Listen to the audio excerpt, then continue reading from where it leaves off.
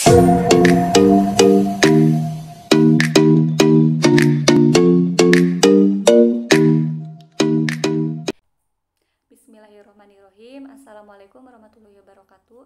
Kembali lagi bersama saya Agit Aprilianti, mahasiswa Universitas Muhammadiyah Cirebon, semester 5, kelas Manajemen Keuangan. Pada video kali ini saya akan membahas tentang definisi dan konteks manajemen isu untuk memenuhi salah satu tugas mata kuliah manajemen isu dan krisis. Nah, langsung saja ke pembahasan. Poin yang pertama yaitu sejarah perkembangan isu. Bagaimana sih sejarah perkembangan isu? Nah, istilah manajemen isu muncul pada sekitar tahun 1975 atau yang lebih dikenal sebagai manajemen isu publik. Nah, frase ini menjadi berbagai bahan diskusi pada seminar maupun tulisan dalam jurnal Public Relation.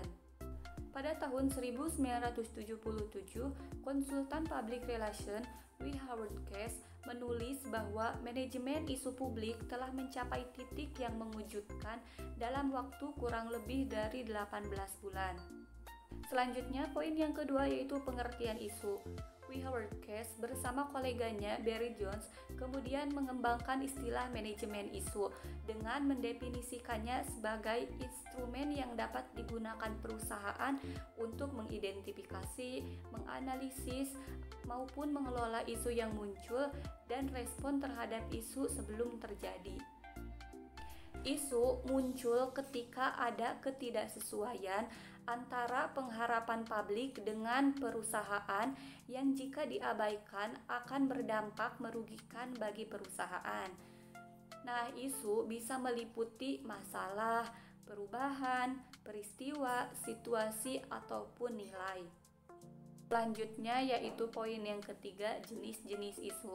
Terdapat 4 kategori yang didefinisikan sebagai jenis-jenis isu.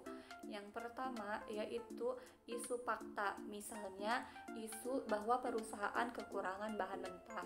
Yang kedua, isu definisi atau isu kategori. Yang ketiga, isu nilai.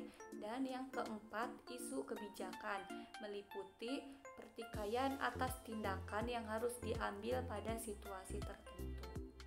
Selanjutnya, poin yang keempat, apakah manajemen isu itu? Nah, manajemen isu merupakan proses proaktif dalam mengelola isu-isu, tren, peristiwa potensial, eksternal maupun internal yang memiliki dampak negatif maupun dampak positif bagi suatu perusahaan.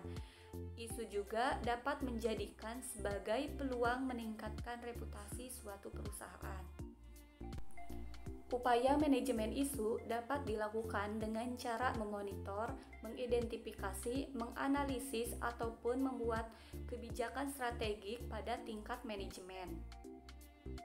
Nah, selanjutnya poin yang terakhir